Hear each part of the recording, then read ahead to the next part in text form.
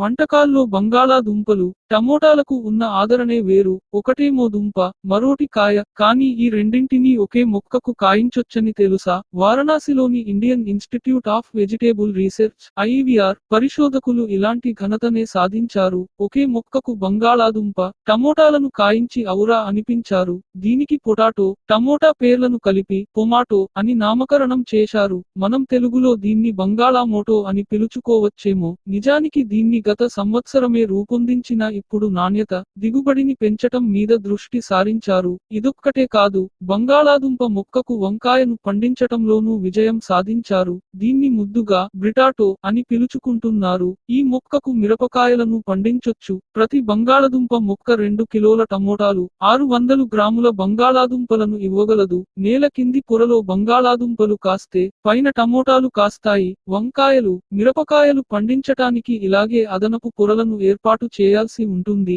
ఈ మొక్కలను ఇంట్లో కుండీల్లోనూ పెంచుకోవచ్చు. దోసకాయలు, కాకరకాయలు వంటివి పండించాలని ప్రయత్నిస్తున్నారు. ఇవి పెద్ద ఎత్తున అందుబాటులోకి రావటానికి ఇంకాస్త సమయం పడుతుందని శాస్త్రవేత్తలు చెబుతున్నారు. హైడ్రోజన్ స్వచ్ఛ ఇంధనమే కావచ్చు. పర్యావరణ హితం దృష్ట్యా అందరినీ ఆకర్షిస్తుండొచ్చు. కానీ నిల్వ చేయటం, తరలించటమే కష్టం.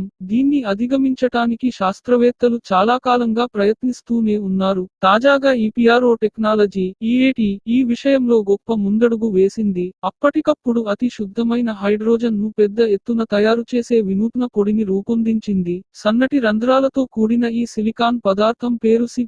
ఇది నీటి నుంచి హైడ్రోజన్ ను ఉత్పత్తి చేస్తుంది. ఘన రూపంలో ఉండటం వల్ల దీన్ని తేలికగా నిల్వ చేయొచ్చు, తరలించొచ్చు. హైడ్రోజన్ ఆర్థిక వ్యవస్థ అభివృద్ధికి ఆటంకంగా నిలుస్తున్న ఎన్నో సమస్యలను ఇది పరిష్కరించగలదని భావిస్తున్నారు. ఇంతకీ ఇదెలా పనిచేస్తుంది? హైడ్రోజన్ అవసరమైనప్పుడు సి+ పొడిని నీటిలో వేసి కలిపితే చాలు. వెంటనే బుడగల రూపంలో హైడ్రోజన్ పుట్టుకొస్తుంది. ఈ పొడి 0 నుండి 80 డిగ్రీల సెంటీగ్రేడ్ ఉష్ణోగ్రతలో ఎక్కడైనా పనిచేస్తుంది. మరో మంచి విషయానికి ఏంటంటే హైడ్రోజన్ ఉత్పత్తి అయ్యాక సిలికాన్ డయాక్సైడ్ మిగులుతుంది. ఇసుకలో ముఖ్య పదార్థం ఇదే. దీన్ని నిర్మాణాలకు నిక్షేపంగా వాడుకోవచ్చు. ఒకప్పటితో పోలిస్తే సౌర ఫలకాలు చాలా చవకయ్యాయి. దీంతో ప్రపంచవ్యాప్తంగా పేదలకు విద్యుత్తు సౌకర్యాన్ని కల్పించటానికి సౌర విద్యుత్తును ఉత్తమ మార్గంగా పరిగణిస్తున్నారు. కానీ ఇవి ఎండ తగిలినప్పుడే విద్యుత్తును ఉత్పత్తి చేస్తాయి. మరి చీకట్లోనూ? ఆ మాటకొస్తే వానలోనూ విద్యుత్తును తయారు చేస్తే. వినూత్న సౌర ఫలకాలు ఇలాంటి అసాధ్యాలనే సుసాధ్యం చేస్తున్నాయి. ఇవి నిరంతరం సౌర విద్యుత్తును అందజేయటానికి, కర్బన ఉద్గార రహిత ప్రపంచ సాధనలో తోడ్పడతాయని భావిస్తున్నారు. రాత్రిపూట ఆకాశం మబ్బులు పట్టినప్పుడు సౌర విద్యుత్తు తయారు కాదు. ఎండ తగిలినప్పుడు తయారైన విద్యుత్తును బ్యాటరీల్లో నిల్వ చేసి వాడుకునే మార్గం లేకపోలేదు. కాకపోతే ఇందుకు ఖరీదైన బ్యాటరీలు అవసరం. మరి నిరంతరం సౌర విద్యుత్తు మీద ఆధారపడటమెలా? చాలా కాలంగా శాస్త్రవేత్తల మెదళ్లను తొలుస్తున్న ప్రశ్న. స్టాన్ఫోర్డ్ యూనివర్సిటీ శాస్త్రవేత్తలు రూపొందించిన వినూత్న సౌర ఫలకాల వ్యవస్థ దీనికి పరిష్కారం చూపుతోంది. ఇది చీకట్లోనూ విద్యుత్తును ఉత్పత్తి చేస్తుంది. మరి రాత్రిపూట చల్లబడే సౌర ఫలకాలనే అనుగుణంగా వాడుకోవటం దీనిలోని కీలకాంశం. ఇందులో సౌర ఫలకాల కింద థర్మో ఎలక్ట్రిక్ జనరేటర్ను అమరుస్తారు. చుట్టుపక్కల గాలిలోని వేడి ఈ ఫలకాల గుండా వాతావరణంలో కలిసే క్రమంలో జనరేటర్ విద్యుత్తును ఉత్పత్తి చేస్తుంది.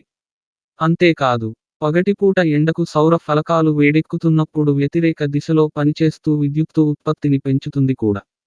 ప్రస్తుతం ఉపయోగిస్తున్న ఫలకాలకు దీన్ని వాడుకోవచ్చు. భారీ వర్షం పడుతున్నప్పుడు చినుకుల తాకిడి ఎంత బలంగా ఉంటుందో తెలిసిన విషయమే. దీన్నే అనువుగా మలచుకుంటే పోలా. చైనాలోని సూచ్ యూనివర్సిటీ శాస్త్రవేత్తలకు ఇలాంటి ఆలోచనే వచ్చింది. సౌర ఫలకాల మీద వాన చినుకులు పడ్డప్పుడు తలెత్తే ఘర్షణ ఆధారంగా విద్యుత్తును సృష్టించటం మీద దృష్టి సారించారు. ఎట్టకేలకు విజయం సాధించారు కూడా. ట్రైబోఎలెక్ట్రిక్ నానోజనరేటర్తో కూడిన పారదర్శక పొరను సౌర ఫలకాల మీద అమర్చారు. ఇది గతిశక్తిని, అంటే ఇక్కడ వాన చినుకుల తాకిడిని విద్యుత్తుగా మారుస్తుంది. రాత్రిపూట వర్షం పడినప్పుడు దీని ద్వారా విద్యుత్తు ఉత్పత్తి అవుతుంది. ప్రతికూల వాతావరణ పరిస్థితులను అనువైన విధంగా మలచుకోవచ్చనటానికిదో వంటి ఇన్ఫెక్షన్లను తగ్గించటానికి డాక్టర్లు తరచూ రూట్ కెనాల్ చికిత్స చేస్తుంటారు. దీని ద్వారా పంటి లోపల ఇన్ఫెక్షన్కు గురైన మెత్తటి కణజాలాన్ని తొలగిస్తుంటారు. ఇన్ఫెక్షన్ కారక బాక్టీరియాను నిర్మూలించటానికి పంటి లోపలికి యాంటీబయాటిక్స్, రసాయనాలను సూదితో పిచికారీ చేస్తుంటారు కూడా. అయితే అన్నిసార్లు బాక్టీరియా, ముఖ్యంగా మందులను తట్టుకునేవి చనిపోకపోవచ్చు. ఇవి దంతం లోపల సన్నటి గొట్టాల్లో దాక్కుని, మళ్ళీ మళ్ళీ ఇన్ఫెక్షన్లు తెచ్చిపెడుతుంటాయి. దంతం లోపలి గొట్టాలు చాలా సన్నగా ఉండటం వల్ల ప్రస్తుతం అందుబాటులో ఉన్న చికిత్సలు వీటిల్లోని బాక్టీరియాను చంపటంలో అంతగా సఫలం కావటం లేదు. ఇలాంటి ఇబ్బందిని తొలగించటానికి Indian Institute of Sciences (ISC) దీని అనుబంధ అంకుర సంస్థ థెరానాటిలస్ వినూత్న నానో రోబోలను సృష్టించాయి. వీటిని ద్రవం ద్వారా పంటి గొట్టాల్లోకి ఇంజెక్ట్ చేయొచ్చు. సిలికాన్ డయాక్సైడ్తో తయారు చేసిన వీటి మీద ఐరన్ పొర ఉండటం వల్ల అయస్కాంత క్షేత్రాన్ని పుట్టించే పరికరంతో బయటి నుంచే కదలికలను నియంత్రించొచ్చు. అయస్కాంత క్షేత్రంతో నానో రోబోలను వేడి చేయొచ్చు కూడా. ఈ వేడికి చుట్టుపక్కల బాక్టీరియా చనిపోతుంది. ఇంతకుముందు బాక్టీరియా బయటకు వచ్చేలా చేయటానికి పిచికారీ చేసే ద్రవంలో శాస్త్రవేత్తలు అల్ట్రాసౌండ్ లేదా లేజర్ ప్రచోదనాలతో షాక్ తరంగాలను సృష్టించేవారు. అయితే ఇవి 800 మైక్రోమీటర్ల దూరంలోకే చొచ్చుకుపోతాయి. త్వరగా క్షీణిస్తాయి కూడా. కొత్త నానో రోబోలైతే 2000 మైక్రోమీటర్ల వరకు చొచ్చుకుపోతాయి. వేడితోనే బాక్టీరియాను చంపటం వల్ల రసాయనాలు, యాంటీబయాటిక్స్ తలెత్తే దుష్ప్రభావాలేవీ ఉండవు. అడవులను నరకొద్దని పర్యావరణవేత్తలు చాలా కాలంగా చెబుతూనే వస్తున్నారు. చెట్లు తగ్గిపోతే భూతాపం పెరుగుతుందని, ఇది చాలా అనర్థాలకు దారితీస్తుందని హెచ్చరిస్తూనే ఉన్నారు. కానీ పెద్దగా ప్రయోజనం లేకుండా పోయింది. చెట్లను కొట్టేయటం ఆగకపోవటానికి ప్రధాన కారణం కలపకు సహజ ప్రత్యామ్నాయమేదీ లేకపోవటం. మరి చెట్లను కాపాడే పోరాటంలో మనం పూర్తిగా ఓడిపోయినట్టేనా? ఇంకా ఓడిపోలేదు. ఎందుకంటే ఏమిటి పరిశోధకులు ఓ కొత్త పరిష్కార మార్గాన్ని కనుగొన్నారు మరి. అదేంటో తెలుసా? ప్రయోగశాలలో కలపను వృద్ధి చేయటం. ఆశ్చర్యంగా అనిపించినా ఇది సాధ్యమేనని నిరూపించారు. మామూలు వృక్ష కణాలకు మూలకణాల మాదిరి గుణాలను కల్పించటం ఇందులోని కీలకాంశం. పరిశోధకులు ముందుగా ఒక పూల మొక్క ఆకుల నుంచి సేకరించిన కణాలను కొద్ది రోజుల పాటు ద్రవ మాధ్యమంలో నిల్వ చేశారు. అనంతరం జిగురు ద్రవం సాయంతో పోషకాలను, హార్మోన్లను అందించారు. దీంతో అవి కొత్త వృక్ష కణాలుగా వృద్ధి చెందాయి. హార్మోన్ల మోతాదులను మార్చటం ద్వారా ఈ కణాల ఆకారాలు మారిపోతుండటం విశేషం. హార్మోన్ మోతాదులు ఎక్కువగా ఉన్న వృక్ష పదార్థం గట్టిగా మారిపోయింది కూడా. వీటిని 3D బయోప్రింటింగ్ పద్ధతి ద్వారా ఫర్నిచర్ ఆకారాలను సృష్టించారు. అంటే దీని ద్వారా చెట్లను కొట్టకుండానే కలప ఫర్నిచరు తయారు చేసుకోవచ్చన్నమాట. ఉదాహరణకు, చెక్క కుర్చీ కావాలనుకుంటే 3D బయోప్రింటింగ్తోనే ముద్రించుకోవచ్చు. దీంతో చెట్లను సంరక్షించటమే కాదు, కలప వృధా కాకుండానూ చూసుకోవచ్చు. ప్రస్తుతానికి ఈ ప్రయోగం ఆరంభదశలోనే ఉన్నా ప్రకృతి ప్రేమికుల మదిలో కొత్త ఆశలు రేకెత్తిస్తోంది. ప్రపంచవ్యాప్తంగా ఏటా 1500 కోట్ల చెట్లను నరికేస్తున్నారని అంచనా. ప్రస్తుతం మనం ఎదుర్కొంటున్న రకరకాల పర్యావరణ సమస్యలకు అడవులు తగ్గటమే ప్రధాన కారణం. ప్రయోగశాలలో కలపను వృద్ధి చేసే ప్రక్రియ విజయవంతమైతే చెట్ల నరికివేత చాలా వరకు ఆగిపోతుందనటంలో ఎలాంటి సందేహం లేదు. ఇది వీలైనంత త్వరగా సాకారం కావాలని ఆశిద్దాం. కాలుష్యం విషయంలో వంటలను పెద్దగా పరిగణనలోకి తీసుకోం, కానీ గాలిలో కలిసే 10% నుసి పదార్థ పార్టిక్యులేట్ మ్యాటర్ ఉద్గారాలకు వంటలే కారణం. వంటలు వండుతున్నప్పుడు పొగ రూపంలో కొన్ని సేంద్రియ రేణువులు వెలువడుతుంటాయి. ఇవి వెంటనే కనుమరుగవుతాయని, అక్కడ ఎక్కువసేపు ఉండవని అనుకుంటుంటాం. ఇది నిజం కాదని బర్మింగ్హామ్, బాత్ యూనివర్సిటీల పరిశోధకులు చెబుతున్నారు. వంట వండేటప్పుడు వెలువడే సేంద్రియ రేణువులు చాలా రోజుల వరకు గాలిలో తేలియాడుతూ ఉంటున్నట్టు గుర్తించారు. దీనికి కారణం కొవ్వు ఆమ్లాలతో ఏర్పడే సూక్ష్మమైన నిర్మాణాలేనని తేల్చారు. ఎలక్ట్రిక్ పొయ్యిల మీద వండే వంటల కన్నా గ్యాస్ పొయ్యిల మీద వంటలతో దాదాపు 2 రెట్లు ఎక్కువగా 2.5 సైజు నుసి పదార్థం వెలువడుతున్నట్టు ఇంతకు ముందు నిర్వహించిన అధ్యయనాలు పేర్కొంటున్నాయి. Nitrogen oxide, nitrogen dioxide, carbon monoxide, formaldehyde వంటి కాలుష్య కారకాలు వెలువడతాయి. ఇంట్లోంచి సరిగా బయటకు వెళ్లే ఏర్పాట్లు లేకపోతే ఇవి జబ్బులను తెచ్చి పెడతాయి. ఎలక్ట్రిక్ వాహనాల్లో బ్యాటరీ ఎంత కాలం పనిచేస్తుంది? నాణ్యతను బట్టి 5 ఏళ్లో, 10 ఏళ్లో పనిచేస్తుండొచ్చు. మరి 100 ఏళ్లు చెక్కు చెదరకుండా ఉంటే? ఎలాన్ మస్క్కు చెందిన టెస్లా కంపెనీ ఇలాంటి దీర్ఘకాల బ్యాటరీ రూపకల్పన మీదే దృష్టి పెట్టింది. కర్బన ఉద్గారాలను తగ్గించేందుకు ప్రపంచమంతా ఎలక్ట్రిక్ వాహనాల వైపు పరుగులు తీస్తుండటం చూస్తూనే ఉన్నాయి. వీటికి బ్యాటరీలే గుండెకాయ. ఇవి ఎంత ఎక్కువ విద్యుత్తును నిల్వ చేసుకుంటే అంత ఎక్కువ దూరం ప్రయాణించొచ్చు. ఎంత ఎక్కువ కాలం మన్నితే అన్ని ఏళ్లు వాడుకోవచ్చు. ఆ మేరకు ఖర్చు తగ్గుతుంది. సౌర శక్తి వంటి పునరుత్పాదక వనరులతో విద్యుత్తును తయారు చేస్తే కర్బన ఉద్గారాలు వెలువడటము పడిపోతుంది. అందుకే టెస్లా కంపెనీ డల్హౌసీ యూనివర్సిటీకి చెందిన ప్రముఖ బ్యాటరీ టెక్నాలజీ నిపుణులు జెఫ్ డాన్తో జట్టుకట్టింది. ప్రస్తుతం ఎలక్ట్రిక్ వాహనాల్లో ఎక్కువగా వాడుకుంటున్న లిథియం అయాన్ బ్యాటరీలను తయారు చేసిన వారిలో జెఫ్ ఒకరు. ఆయన లిథియం ఆయాన్ కణాల కన్నా గొప్ప బ్యాటరీ కణాలను రూపొందించటంపై కృషి చేస్తున్నారు. ఇటీవలే నికెల్ మిశ్రమంతో కూడిన కొత్త రకం బ్యాటరీ కణాలపై పరిశోధన పత్రం వెలువరించారు.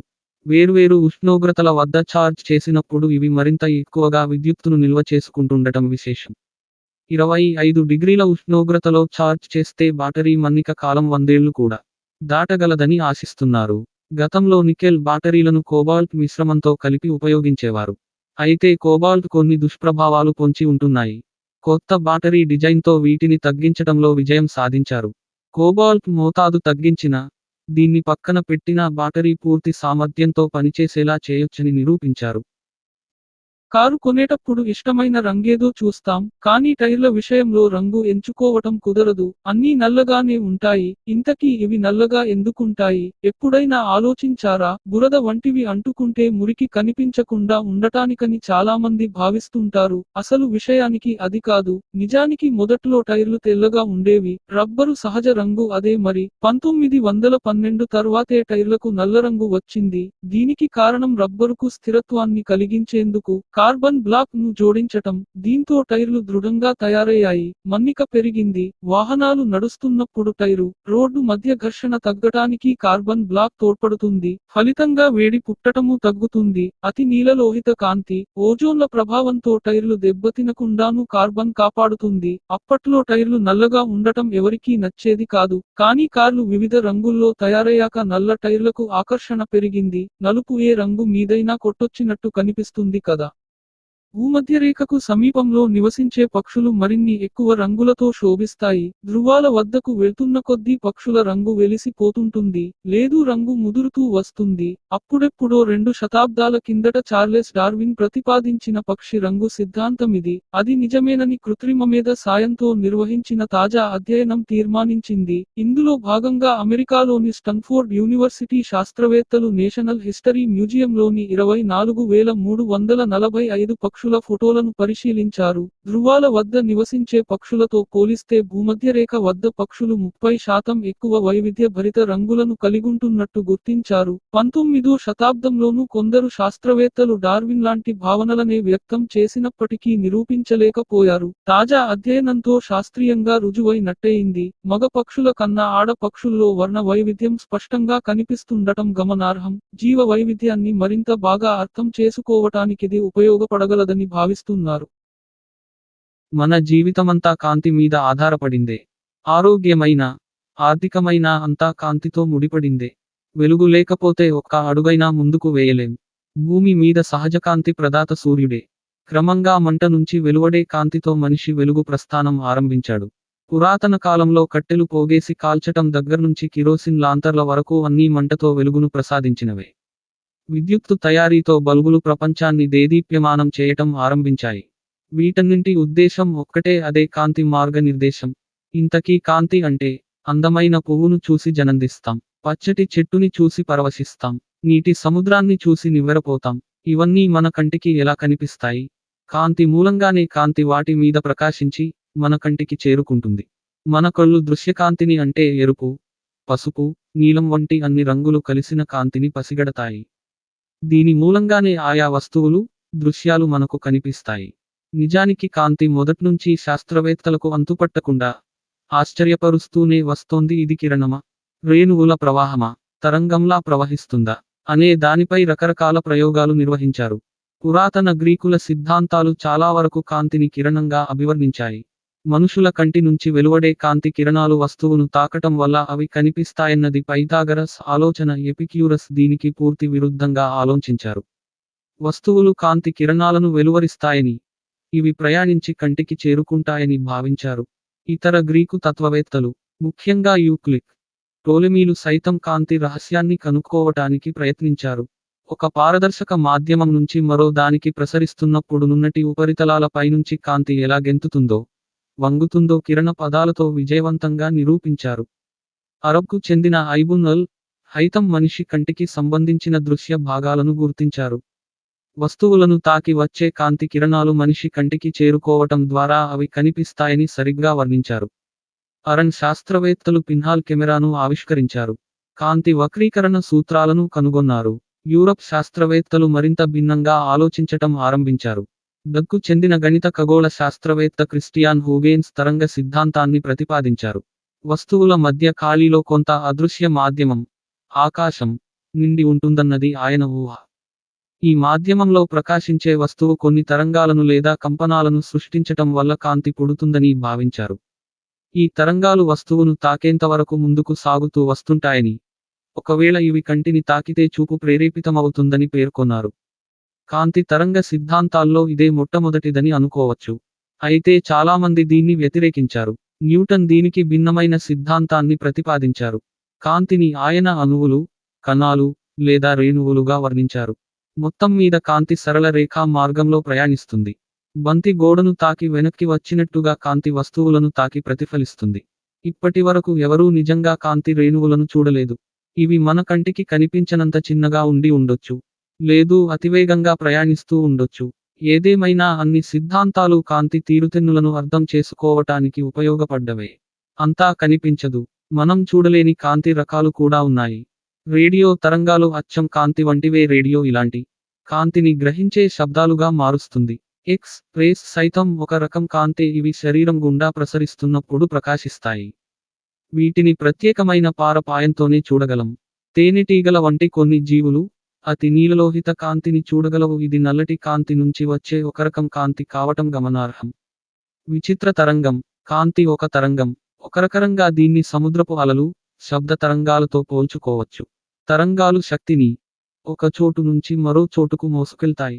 కానీ కాంతి ప్రయాణించటానికి నీరు, గాలి వంటివేవీ అవసరం లేదు. ఇది శూన్యంలోంచి ప్రయాణించగలదు. కాంతి తరంగాలు విద్యుత్తు అయస్కాంత మిశ్రమంతో కూడుకుని ఉంటాయి. అందుకే వీటిని విద్యుదయస్కాంత తరంగాలని అంటారు. కాంతి తరంగాలు సెకందుకు 3 లక్షల కిలోమీటర్ల వేగంతో ప్రయాణిస్తాయి. అంటే ఒక కాంతి పుంజం ప్రపంచం మొత్తాన్ని ఒక సెకనులో 1.5 సార్లు చుట్టి రాగలదన్నమాట. ఈ విశ్వంలో కాంతి కన్నా వేగంగా ప్రయాణించేదేదీ లేదు. అయితే దీని వేగాన్ని తగ్గించటం సాధ్యమేనని హార్వర్డ్ యూనివర్సిటీ శాస్త్రవేత్తలు నిరూపించారు. బోస్ ఐన్స్టీన్ కండెన్సేట్ అనే పదార్థ స్థితి గుండా పంపించటం ద్వారా కాంతి వేగాన్ని గంటకు 61 కిలోమీటర్ల వరకు తగ్గించగలిగారు. ఇది కాంతి మామూలు వేగం కన్నా 1.8 కోట్ల రెట్లు తక్కువ. సైన్స్ సంగతులు. ఫీచర్ పేజీలు 29. ఎన్ఆర్ని సోషల్ మీడియా. ఈ నాడు స్పెషల్ యాప్స్ మరియు గేమ్స్.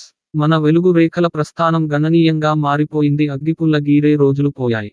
చిన్న మీట నొక్కితే చాలు, ఇల్లంతా వెలుగులే. మనకు తెలియకుండానే కొత్త కొత్త ఆవిష్కరణలెన్నో మన జీవితాలను కాంతిమయం చేస్తూ వస్తున్నాయి.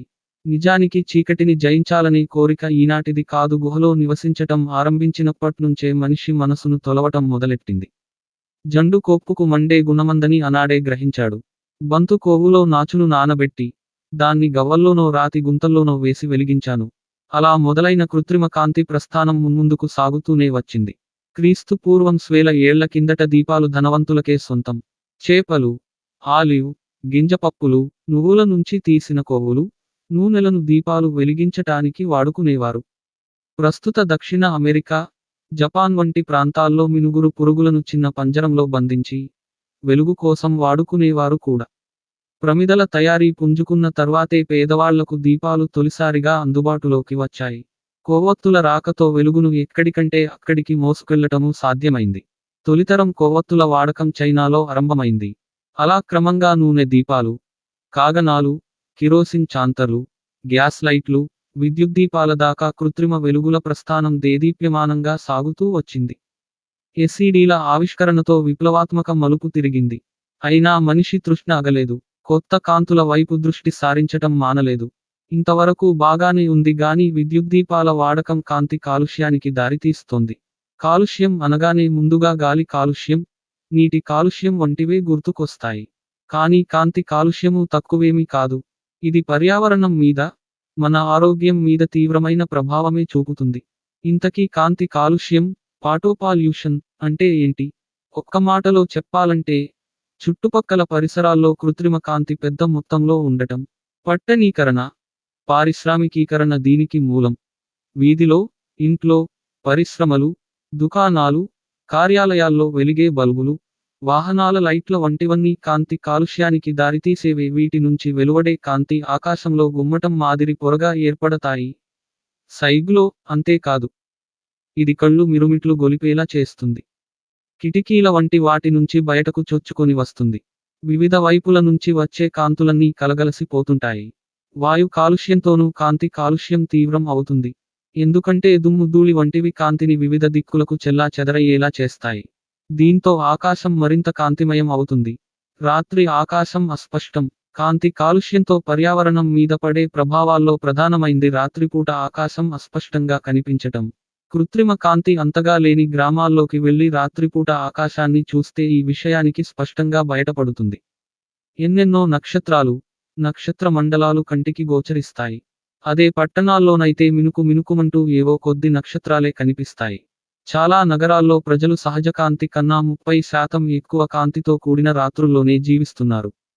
అంటే చాలామంది కళ్లను పూర్తి స్థాయిలో వాడుకోలేకపోతున్నారని అర్థం. మన కంట్లోని రెటీనాలో కాంతిని గ్రహించే కణాలుంటాయి. ఇవి తక్కువ కాంతికి అనుగుణంగా సరిదిద్దుకుంటుంటాయి. ఇలా కొంతవరకు రాత్రి చూపును ప్రసాదిస్తాయి. కానీ కాంతి కాలుష్యం మూలంగా చాలామంది దీన్ని అసలే వినియోగించుకోవటం లేదు. ఆరోగ్యానికి హాని. రాత్రి ఆకాశం స్పష్టంగా కనిపించకపోవటమే కాదు, కాంతి కాలుష్యం మన నిద్ర మెలకువలను నియంత్రించే ఒంట్లోని జీవ గడియారాన్ని అస్తవ్యస్తం చేస్తుంది. సూర్యుడు ఆస్తమించిన తర్వాత కాంతి తగ్గుతుంది కదా. అప్పుడు మన మెదడులోని పీయూష గ్రంథి మెల్టోనిన్ అనే హార్మోన్ను విడుదల చేస్తుంది. ఇది అలసటను పెంచి నిద్ర బాగా పట్టేలా చేస్తుంది. సూర్యుడు ఉదయించే ముందు మెల్టోనిన్ ఉత్పత్తి తగ్గుతుంది. దీంతో మెలకువ వస్తుంది, హుషారు పెరుగుతుంది. కాంతి కాలుష్యంతో ఈ మెల్టోనిన్ ఉత్పత్తి తగ్గుతుంది. ఫలితంగా నిద్ర అస్తవ్యస్తమవుతుంది. రోగనిరోధక వ్యవస్థ, ఒత్తిడికి ప్రతిస్పందించే తీరు కూడా దెబ్బతింటాయి. మెల్టోనిన్ పనితీరు అస్తవ్యస్తం కావటం వల్ల రొమ్ము, ప్రోస్టేట్ క్యాన్సర్ల వంటి హార్మోన్ సంబంధ క్యాన్సర్ల ముప్పు పెరుగుతున్నట్లు అధ్యయనాలు చెబుతున్నాయి. కాంతి కాలుష్యంతో మనలోనే కాదు, జీవజాతుల్లోనూ జీవ గడియారం దెబ్బతింటుంది. దీంతో కొన్ని జీవులు ముందుగానే సంతానాన్ని కుట్టున్నట్లు పరిశోధకులు గుర్తించారు. కాంతి కాలుష్యంతో వన్యప్రాణుల ప్రవర్తన సైతం అస్తవ్యస్తమవుతుంది. దీని మూలంగా గబ్బిలాలు, కీటకాలను వేటాడటంలో విఫలమవుతున్నాయి. నదులు, సముద్ర తీరాల్లో తాబేలు పిల్లలు సమీపంలోని లైట్లకు ఆకర్షితమై బయటకు రావటం వల్ల ఇతర జంతువులకు బలైపోతున్నాయి. తగ్గించేదెలా? అవసరమైనప్పుడే లైట్లు వేసుకోవాలి. వీలుంటే అవసరమున్నప్పుడే లైట్లు వెలిగేలా చేసే ఆటోమేటిక్ లైటింగ్ వ్యవస్థను ఏర్పాటు చేసుకోవాలి. నీలి కాంతి కన్నా తక్కువ కాలుష్యాన్ని కలగజేసే నారింజ కాంతి లైట్లు వాడుకోవాలి. చెరువులు, సరస్సుల వంటి కాంతిని ప్రతిఫలించే చోట్ల ఆకాశం వైపు కాంతిని వెదజల్లే లైట్లు వాడకుండా చూసుకోవాలి. మొబైల్ ఫోన్లు, ఒంటికి ధరించే పరికరాలు, అధునాతన ఎలక్ట్రిక్ వాహనాల వెలువతో ఎక్కువ కాలం పనిచేసే బ్యాటరీల అవసరం రోజురోజుకీ పెరుగుతూ వస్తోంది. శాస్త్రవేత్తలు కూడా ఎప్పటికప్పుడు వినూత్న బ్యాటరీలను రూపొందిస్తున్నారు. ఇంతకీ మొట్టమొదటి బ్యాటరీని ఎవరు తెలుసా? ఇటలీ భౌతిక శాస్త్రవేత్త అలెసాండ్రో వోల్టా. ఆయన 1800లో ప్రాథమిక విద్యుద్రసాయన సూత్రాల ఆధారంగా దీన్ని రూపొందించారు. దీనికి స్ఫూర్తి ఈ చేపలు కావటం విశేషం. మావి, కోలూర్, వేలి హైడరబ్, BTF బై రెండు వేర్వేరు పదార్థాలు, లోహాలను అనుసంధానమైనప్పుడు రసాయన ప్రతిచర్య పుట్టుకొచ్చి ఒక పదార్థం నుంచి మరోదానికి ఎలక్ట్రాన్లు ప్రసరిస్తాయి. బ్యాటరీల్లో విద్యుత్తు ఉత్పత్తికి మూలం ఈ ఎలక్ట్రాన్ల ప్రవాహమే. ఇందుకోసం వాడుకున్న తొలి లోహాలు రాగి, జింక్. ప్రస్తుతం నాణ్యమైన బ్యాటరీల్లో వివిధ లోహ మిశ్రమాలతో కూడిన లిథియాన్ని ఉపయోగిస్తున్నారు. శతాబ్దాలుగా మెరుగుపడుతూ వస్తున్నప్పటికీ ఆధునిక బ్యాటరీలు కూడా అలెసాండ్రో వోల్టా పద్ధతి మీద ఆధారపడ్డవే. లోహాల అనుసంధానం, విద్యుదసాయన ప్రతిచర్య జరగటం, పుట్టుకొచ్చే ఎలక్ట్రాన్లను ఒడిసి పట్టటం. ఇప్పటికీ బ్యాటరీల తయారీలో అనుసరిస్తున్న సూత్రం ఇదే. అయితే దీన్ని కనుగొనటానికి వోల్టాకు స్ఫూర్తిని ఇచ్చినవి మాత్రం ఈ చేపలే. ఇవి నీటిలో ఈదుతూ మెరుపులాంటి విద్యుత్తును పుట్టించి శత్రువును షాక్కు గురిచేస్తాయి.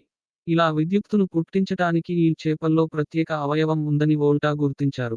దీని రహస్యాన్ని ఛేదించగలిగితే విద్యుత్తు తయారీకి కొత్త మార్గం దొరికినట్టే కదా అన్నది ఆయన ఆలోచన. ఈ చేపల్లో విద్యుత్తును పుట్టించే అవయవం పొడవైన కణాల కుప్పల, నాణాల దొంతరలా ఉంటుంది. సుఖీభ వ్యాయామ అలెసాండ్రో వోల్టా అందుకే వివిధ లోహాలను బిళ్ళల మాదిరిగా కత్తిరించి పొడవుగా పేరుస్తూ ప్రయోగాలు చేశారు. వీటితోనూ ఫలితం కనిపించలేదు. చివరికి ఉప్పునీటితో తడిపిన కాగితంతో రాగి, జింక్ బిళ్ళలను వేరు చేస్తున్నప్పుడు విద్యుత్తు పుట్టుకొస్తున్నట్టు కనుగొన్నారు. బిళ్ళల వరుస ఎంత ఎత్తుగా ఉంటే అంత ఎక్కువ విద్యుత్తు ఉత్పత్తి అయింది. దీన్ని బట్టి ఈ చేపలో విద్యుత్తును తయారు చేసే అవయవం రహస్యాన్ని కనిపెట్టేశానని వోల్టా సంబరపడిపోయారు. అందుకే తాను తయారు చేసిన పరికరాన్ని మొదట్లో కృత్రిమ విద్యుత్ అవయవం అని పిలుచుకునేవారు. కానీ వోల్టా ఊహించినట్టు ఈ చేపల్లోని విద్యుత్ అవయవానికి విద్యుత్ రసాయన ప్రతిచర్యలకు సంబంధమేమీ లేదని తర్వాత శాస్త్రవేత్తలు గుర్తించారు. మన నాడీ కణాలు విద్యుత్ సంకేతాలను ఉత్పత్తి చేసినట్టుగానే ఈ చేపలు విద్యుత్తును పుట్టిస్తాయి. కాకపోతే పెద్ద మొత్తంలో ఉత్పత్తి చేస్తాయి. ఇవి ప్రత్యేకమైన కణాల సాయంతో సోడియం, పొటాషియం అయాన్లను వేగంగా పంప్ చేస్తాయి. ఇవి విద్యుత్తు అవయవం పొరల నుంచి బయటకు వచ్చే క్రమంలో విద్యుత్తు ప్రవాహంగా మారతాయి. దీంతోనే శత్రువులను బెదరగొడతాయి. ఆహారాన్ని వేటాడతాయి. తీరు ఏదైతేనేం, ఈ చేపలు విద్యుత్తు పుట్టించే మాట నిజం. వీటిని అనుకరించే ప్రయత్నంలో బ్యాటరీల రూపకల్పనకు బీజం పడ్డ మాట నిజం. వోల్టా మాదిరిగానే ఇప్పుడు అమెరికా, స్విట్జర్లాండ్ పరిశోధకులు కూడా ఈ చేపల స్ఫూర్తితో బ్యాటరీ పరిజ్ఞానాలను రూపొందించారు. మృదువైన, తేలికగా వంగే తమ బ్యాటరీ ఏదో ఒకనాడు శరీరంలో అమర్చే పరికరాలకు, మెత్తటి రోబోలకు ఉపయోగపడగలదని భావిస్తున్నారు. ఎంతైనా మరమనిషే మనలాంటి సహజ రూపం ఎలా వస్తుంది? నిజానికి రోబోలను అచ్చం మనుషుల్లా కనిపించేలా చేయటానికి శాస్త్రవేత్తలు చాలా కాలంగా ప్రయత్నాలు చేస్తూ వస్తున్నారు. రోబోలకు సిలికాన్ రబ్బరు పొరను జోడించి కొంతవరకు సహజ రూపాన్ని తీసుకొస్తున్నారు. కానీ రబ్బరుకు మన చర్మం ఆకృతి ఎలా వస్తుంది? అలాగని యూనివర్సిటీ ఆఫ్ టోక్యో పరిశోధకులు నిరాశ పడలేదు. రోబోల ఉపరితలం మీద మన చర్మాన్ని పుట్టించే ప్రయత్నంలో విజయం సాధించారు. ప్లాస్టిక్ రోబో వేలును మృదులాస్థి, మనిషి చర్మకణాల మిశ్రమంలో ఉంచారు. 3 రోజుల తర్వాత ఇవి రోబో వేలుకు అంటుకుపోయి, మన చర్మం లోపలి పొరలాంటిది ఏర్పడింది. అనంతరం దీన్ని కెరటినోసైట్లనే చర్మ కణాల్లో పెట్టగా 1.5 మిల్లీమీటర్ల మందంతో చర్మంపై పొర పుట్టుకొచ్చింది. ఇది వేలు ముందుకు, వెనక్కు కదులుతున్నప్పుడు చెక్కు చెదరలేదు. పైగా ఎక్కడైనా చీరుకుపోతే మన చర్మం మాదిరిగానే తిరిగి నయం కావటం విశేషం. అయితే రక్తనాళాలు లేకపోవటం వల్ల కొంతసేపటి తర్వాత ఎండిపోయింది. ఇది తేమగా ఉండటానికి భవిష్యత్తులో కృత్రిమ రక్తాన్ని సరఫరా చేసే అవకాశం లేకపోలేదని శాస్త్రవేత్తలు భావిస్తున్నారు. మరింత సహజంగా కనిపించేలా చెమట గ్రంథులు, వెంట్రుకల కుదుళ్లను జోడించొచ్చని ఆశిస్తున్నారు. పండ్లు ఆరోగ్యానికి మేలు చేస్తాయనటంలో ఎలాంటి సందేహం లేదు. మరి వీటిపై పురుగుమందుల అవశేషాలుంటే, మన కంటికి కనిపించకుండా హాని చేసే అవకాశముంటే అందుకే స్వీడన్లోని కరోలిన్స్కో ఇన్స్టిట్యూట్ పరిశోధకులు ఓ సూక్ష్మ గ్రాహకాన్ని రూపొందించారు. రసాయనాల సంకేతాలను ద్విగుణీకృతం చేసి నిమిషాల్లోనే పురుగుమందుల అవశేషాలను గుర్తించటం దీని ప్రత్యేకత. ఈ సూక్ష్మ గ్రాహకానికి వెండి నానోపార్టికల్స్ పూత పూయటం ద్వారా దీన్ని సాధించారు. మనం తినే పండ్లు, కూరగాయల మీద పెద్ద మొత్తంలో పురుగుమందుల అవశేషాలు ఉంటున్నాయని నిపుణులు ఆందోళన వ్యక్తం చేయటం తెలిసిందే. ఇవి రకరకాల జబ్బులను తెచ్చిపెట్టే ప్రమాదముంది. ఇలాంటి పురుగుమందుల ఆనవాళ్లను గుర్తించటానికి ప్రస్తుతం కొన్ని పద్ధతులు అందుబాటులో లేకపోలేదు. కాకపోతే వీటికి చాలా ఖర్చవుతుంది. ఇవి పనిచేయటానికి అవసరమైన గ్రాహకాలు తయారు చేయటం కష్టమైన పని. ఇలాంటి ఇబ్బందులను తగ్గించటానికే పరిశోధకులు ఈ వినూత్న నానో సెన్సర్ను పరిశోధకులు రూపొందించారు. దీన్ని తేలికగా తయారు చేయొచ్చు. ఖర్చు అంత ఎక్కువ కాదు. దుకాణాల వంటి చోట్ల అక్కడికక్కడే పురుగుమందుల అవశేషాలను గుర్తించటానికి దీన్ని వాడుకోవచ్చు. దీని తయారీలో 1970ల్లో కనుగొన్న ఎస్ఈఆర్ఎస్, సర్ఫేస్ ఇమ్యూన్స్ రామన్ స్కాటరింగ్ పద్ధతిని వాడుకున్నారు. ఇది జీవాణువుల సంకేతాలను 10 లక్షల రెట్లు ఎక్కువగా పసిగట్టటం విశేషం. దీన్ని ఇప్పటికే పలు పరిశోధనల రంగాల్లో వాడుకుంటున్నారు. ఖర్చు ఎక్కువ కావటం వల్ల విస్తృతంగా అందుబాటులోకి రాలేకపోయింది. కొత్త గ్రాహకం రూపకల్పనతో ఎక్కువ మంది వాడుకోవటానికి మార్గం సుగమమవుతుందని భావిస్తున్నారు. ఉల్లిపాయ పొట్టు, బత్తాయి తొక్కలు, మిగిలిపోయిన ఆహారం. వీటిని ఏం చేస్తాం? చెత్త కుప్పలో పారేస్తాం. కానీ శాస్త్రవేత్తలు తలుచుకుంటే సిమెంట్గా మార్చేయగలరు. ఆహార వ్యర్థాలతో సిమెంటా? జపాన్ శాస్త్రవేత్తలు దీన్నే సుసాధ్యం చేశారు మరి. ప్రపంచంలో ఎక్కువగా వినియోగించుకునే పదార్థాల్లో కాంక్రీటు రెండోది.